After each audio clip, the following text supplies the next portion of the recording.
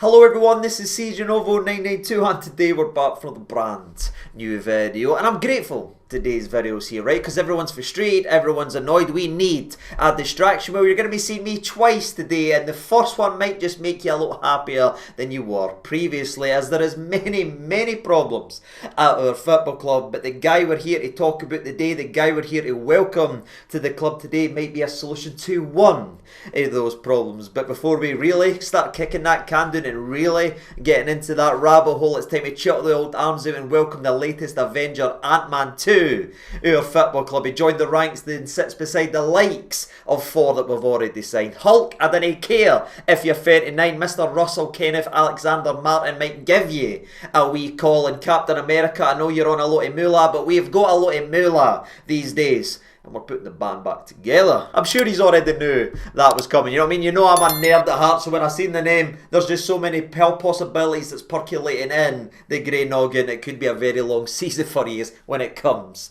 to Marvel references. But I'm going to park that for a brief moment because there is some serious things we need to talk about. We need to look at the player profile and break down what type of player he is and what type of player he isn't, which is very important to put out there. There's obviously the old numbers and stats. You can see some pretty stats and probably the best stats we've seen in terms of winger. We'll break that down today. We'll get to the old competition for places, which I imagine won't take us too long. But diving into the old player profile to start this video properly, Mr. Antman, Oliver Antman, is a 23-year-old Finnish internationalist, which I know right away you're sitting there thinking, how can it be Finnish? He's only 23.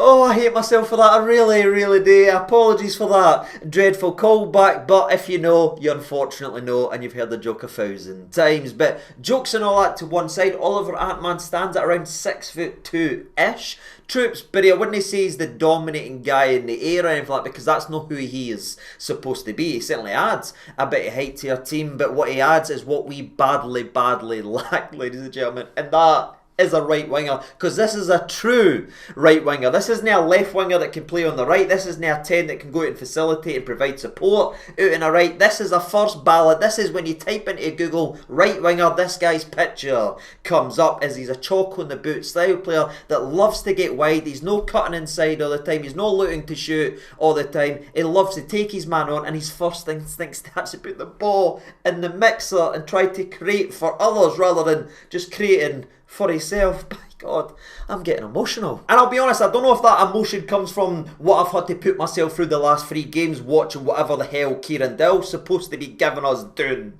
the right hand side, or the fact that if we actually sit back and think about this, it has been years and years since we've had a player like this to play the role like this that is actually ours. He's no on loan or anything like that, and I know we had a pretty damn good right winger at the club last season. Trust me, I'm a big fan of Czerny, but that was a loan and it never looked like he would be possibly ours. So you're going back to when's the last time we had an out-and-out starter that we brought in that was a right winger that has an upside like this, or at least has quality like this? You're probably going back, what, 8 years maybe? You know what I mean? To the last time Daniel Candeias was at this football club. 8 years ago. And I imagine right now, if you scroll down at the comment section below, you would see we've finally replaced Candeias. You'll see Daniel Candeias' name mentioned somewhere, and on the surface level it is a fair comparison, because it just gives us a wee picture in our brain. We say, oh right, there is a right winger. Oh yeah, that's how long it's been, and again, that is a powerful statement, but without offending those that are currently being very nostalgic regarding the Portuguese right winger, where I appreciated and love what Daniel Candeias gave us at that time, I would say, without offending anyone, Oliver Antman is a step up in nearly every single department. I would say he's faster, I'd say he's more direct, I think his end product's much better, and the way he goes about his business and the way he can skillfully get by people and put the ball into the back of it is very exciting to me as a Rangers fan, and I just think he's got more tools in the old shed than maybe the likes of Daniel Candeias done 8 years ago. But considering where we were 8 years ago to where we are now, he should be, and for me, this is a very good signing for his club. How good? Well, that will be a question that's answered later on in the old season, but right now what we've been given, the evidence that has been shown, suggests that we should be pretty excited, as he should answer and solve a lot of problems we've had so far this season, and he might just finally bring a bit of balance to this team, as we've got so much talent on the left hand side that it's completely like this, and they're just, you saw Motherwell, you saw Panathinaikos just running by everybody down the right hand side, because everything goes like, even Raskin's there on the left, and it's an absolute circus and it's an absolute mess. But this signing might just put a wee tent pole down and start to bring a wee bit of balance there, and it stops the likes of Gazimov from possibly being doubled up on if this guy can handle the weight and expectations of wearing the shirt and needing to win every week. But again, what he's been doing so far in his young career, despite only being 23, is very, very promising, because his strengths are our weaknesses, and that's the exact type of signing you want to bring in to your football club. And I know this one's sort of up in the air, and we will again break that down later on in the next video where we talk about the preview video, but our right hand side has been so devoid of everything, and we, even when it was gone alright, Tavernier hasn't got the legs to bomb up and down the now. Kieran Dill's never been that player, so those legs and the ability to cross might fill the void that's left, and has been left over since James Henry's not been able to bomb up and down and chuck balls into the mixer. Again, it's all about balance, and I think this kid brings this to the table, so I'm very, very excited with everything I've seen pre a managed Rangers shirt. Hopefully I'm as equally as happy after I've seen him play and wear it. But with that being said, I think that's enough of the picture painted of what he could potentially be in a Rangers shirt. Let's go ahead and get to the old numbers and stats, shall we? Because for once I'm actually delivering you a hot and spicy plate with some really impressive stats, and it's the other side, because his creation and his chances creation, his crosses, etc. are all very impressive numbers that are also very similar to the likes of the Asgards and the Gazimas, but they were sort of let down by who was playing in front of them. Well, Oliver Antman was able to feast on the fact that everything he put into the mixer last season seemingly was smashed into the back of net. He was rewarded for his creation, where some of the other impressive players we've signed this season wasn't really rewarded, and that's backed up in the numbers, because last season in total he played 39 matches in all competitions, in which he scored 7 goals, which again is a very, very solid outliner. Again, it's no Czerny's numbers, but he's no a Czerny. We need to let that go. He is a creator of a winger, and that's backed up with the stats. 7 goals, aye, very solid. Do you know what's better than 7 goals? 17 assists, ladies and gentlemen, in 39 games, including averaging pretty much an assist every 2 games in the league, which every single Rangers fan right now would happily take from this moment. If we could sim and super sim to the end of the season, this kid averages an assist every 2 games in the SPFL. I'll be delighted. It is also worth noting, by the way, that it wasn't just at club level he was excelling in last season, it was also in the international side for Finland, as he actually started off sort of on the brink of substitute, needing to make an impact in terms of the Nations League, with sub-appearance here, sub-appearance here, sub-appearance here, but that soon grew because of his impressiveness, in which he was able to take games over and create things and open up doors for the strikers to have shot. That's when the World Cup qualifiers came around, ladies and gentlemen, your boy was in the starting 11, and he ended up scoring a couple vital goals, as well as he grabbed a goal in the winner versus Malta, but also his creation side of the game, as he went ahead and grabbed the assist that beat Poland in a very good game of football 2-1. So he's worked his way up the system as well to be a vital cog in their machine, and that's all been in the last 12 months. Now, I know what you're thinking, all this is absolutely sensational. Your excitement must be getting bigger and bigger and bigger, because everything we've talked about so far